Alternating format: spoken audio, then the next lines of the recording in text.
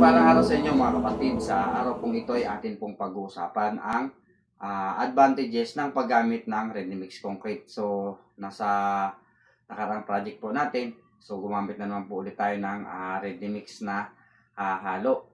So, bakit nga po ba ready mix ang masasabi ko na mas maganda compare po doon sa mano-mano na paghalo.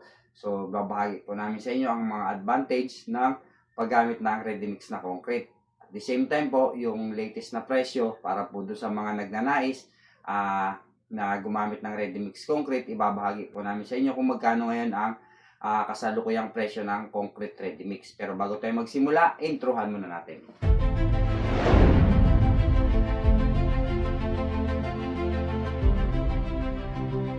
Ang number one po na advantage ng paggamit po ng concrete ready mix ay yung consistency.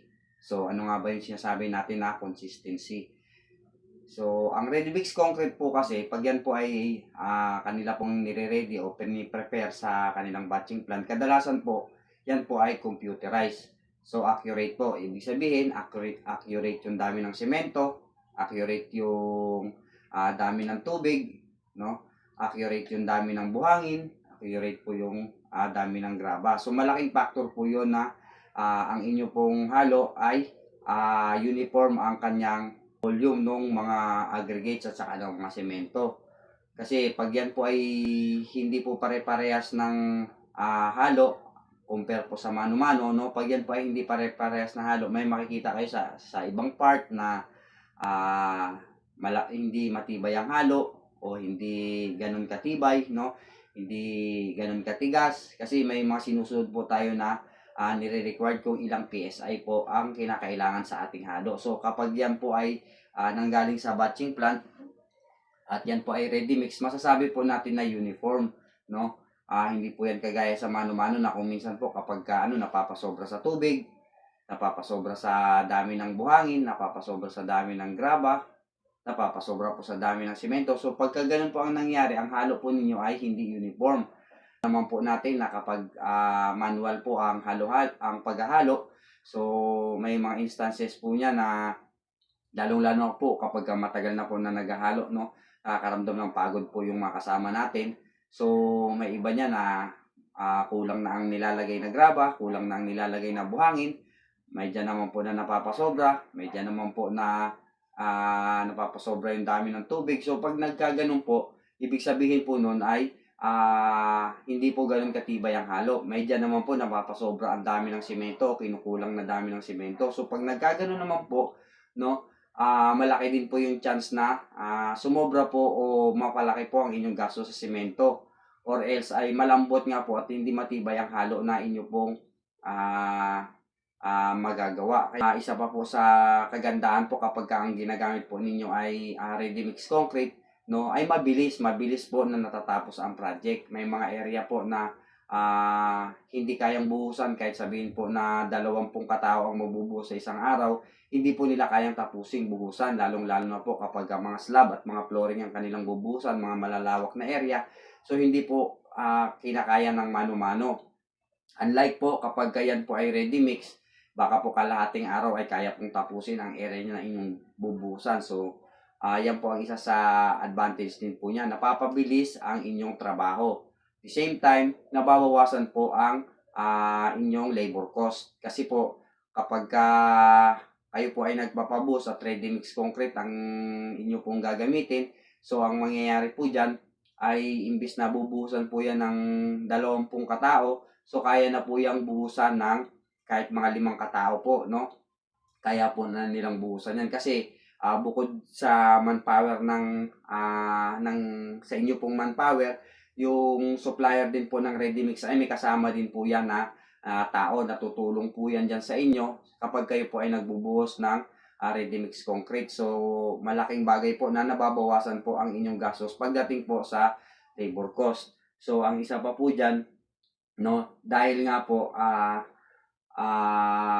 ready mix ang inyong ginagamit at isang bagsakan po ang inyong halo, so nababawasan po yung yung mga nasasayang na materyales, kasi hindi po yan kagaya na kapag yan po ay mano-mano, so maraming natatapon, marami po diyan yung iba napapasobra ang halo, no? So kadalasan po diyan tinatapon na lang, so nasasayang. Unlike po kapag ready mix po ang inyo pong gagamitin, nababawasan o wala gaanong nasasayang na materyales. Lalong-lalo na po kapag yan po ay nasukat ng maayos. So, may mga nakaraang video po tayo, no, kung paano nga ba magsukat ng ready mix concrete. So, kung inyong susukatin, malalaman nyo kung ilang cubic na ready mix concrete ang inyong gagamitin. Pero uulitin po natin, ang formula po niyan is length times width times yung thickness po niyan, no? Pag na-compute nyo po yan, so malalaman po ninyo kung ilang cubic o gaano karami ang volume ng ready mix na inyo po kakailanganin. Environment friendly. So, paano natin na masasabing environment friendly? Kasi, unang-una po, malilis na po yung pag-aalikabok, no? Unlike po kapag yan ay mano-mano, so makikita po natin yung ating mga kasama ng mga naghahalo, kadalasan po naaalikabukan, no, maging yung sa mga paligid ng inyong job site ay nagkakalat yung mga alikabok, maging sa site ay nagkakalat yung mga alikabok, yung mga pag naghuhugas na po ng mga mixing board, so makikita po niyo kung saan-saan lang napupunta yung tubig na may halong semento, saan-saan lang pumupunta, tumatagas, which is hindi naman po maganda para sa ating kalikasan nga po. Yun nga po, advantage po niyan is environment friendly. Yung nga po, yan po ay computerized, so very versatile. Yung sinasabi po natin na very versatile, napakadali pong i-adjust ng kanyang PSI. Halimbawa po, kasi sa area po natin, may iba't ibang PSI na nire-required. Depende po yan sa concrete design ng engineer. So, pag sinabi ni engineer na ang kailangan natin is class AA, o class B, o class A, or class C.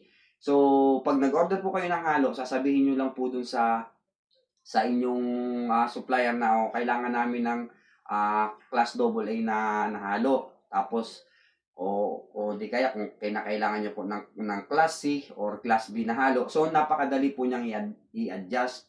Unlike po kapag yan po ay mano-mano. So, sa mano-mano natin, sa conventional na paghahalo po, na nakasanayan na lang po na ang ginagamit po natin dyan na halo is 1, 2, 3 or 135 o 134. So, pag yun po ang nasimula na halo, hanggang matapos po yung paghahalo, yun at yun na lang po ang paulit-ulit na nangyayari. So, hindi po, kumbaga,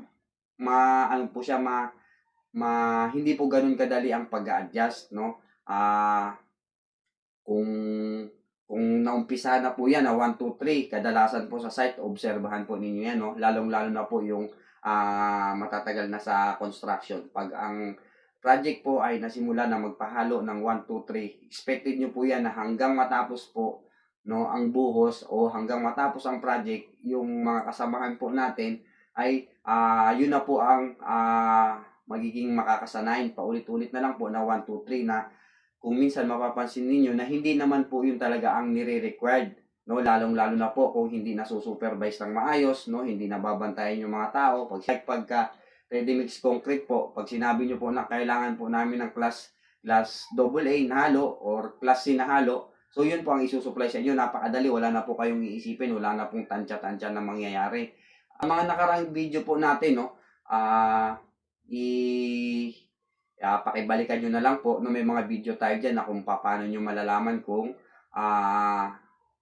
ilang PSI po ba ang inyong halo. So, tinitesting po yan, nagkakaroon ng slump test, no, para malaman po ninyo yung workability ng inyong halo. Ngayong 2026, so, isi-share ko na rin po sa inyo yung kung magkano ngayon ang presyo ng concrete ready mix. Disclaimer po, hindi po ako nagbebenta ng ready mix concrete. Bali po yung aming supplier, nakikita lang din po namin sa Facebook Marketplace or sa iba pa pong mga platform sa internet. So, kayo na po ang bahala magsi-search. Basta bibigyan ko lang po kayo ng reference o bibigyan ko lang po kayo ng presyo base po doon sa presyo na aming binayar nung kami po ay mag-order ng concrete ready mix. Pag kayo po ay nagpapagawa ng bahay, yung mga 2 palapag, kahit mga sa 3 palapag, kadalasan po ang mga design po niya ng konkreto ay naglalaro lang yan sa 3,000 PSI. Pero kung ang design po ni engineer base po sa inyong plano ay hindi 3,000 PSI, susundin po ninyo yun. Pero ito kasi sa amin, ang required kasi na PSI ng ready mix na kakailanganin namin sa site. Pero ito po kasi talaga kadalasan ganitong PSI ang ginagamit na ready mix concrete. Kaya ito po ibabahagi ko sa inyo kasi very common tong ganitong ang 3,000 PSI na ready mix. So ang presyo po ng 3,000 PSI na ready mix 3/4 PCD, ibig sabihin pumpcrete design. Kanyang curing period is 28 days. No, ang halaga po niyan per cubic is 4,500. Ang 14 days na curing ng konkreto, ang halaga po niyan is 4,600. So, ang 7 days na curing period ng concrete, no, ang halaga po niyan is 4,700. So, baka malito po kayo, bakit may 28 days, Kuya Jude? May 14 days, may 7 days. Ito po kasi, halimbawa, kung ang inyong mga project po ay minamadali at gusto niyo pong mapadali ang kanyang curing period, so, instead na 28 days, so, gagawin po nilang 14 days, 7 days, no? Kaya lang po, may additional. So, ang presyo po ng 3,000 PSI na 3/4 PCD ay magmula 4,500 hanggang 4,700. So, disclaimer po, ang presyo pong ito ay maaari pong magbago, maaari pong bumaba, maaaring tumaas, depende po sa area. Pero kung ito man po ay tataas, hindi na po tataas ng napakalaki ang margin, no? Kasi dito po sa amin, no, ito po ay kadalasan po na nagiging presyo ng ready mix. Kung magbago man po yan, baka po ang inyong supplier ay masyado pong malayo. So, isa po sa tip na dapat ninyong tandaan pag kayo po ay pipili ng supplier ng ready mix concrete ay dapat po malapit sa area. Para ay isasama ko na rin po yung pump line o boomcrete. Ibig sabihin yan po yung magbubuga ng halo nyo magmula sa baba papuntang second floor. Sa ngayon ng boomcrete o boomline is 11,500. So yun lamang po, no, sa kasalukuyan ang presyo ng updated na presyo ng concrete ready mix. Sa muli po, maraming salamat sa inyo mga kapatid. No, dalangin ko po na ang video pong ito ay nakatulong muli sa inyo, nakapagbigay sa inyo ng kaalaman at inspirasyon, no, sa kahalagahan at mga advantage ng paggamit ng concrete ready mix. At the same time, ay bahagi din po namin sa inyo ang latest na presyo ng concrete ready mix. Muli, ito po si Jude Rios. Thank you and God bless.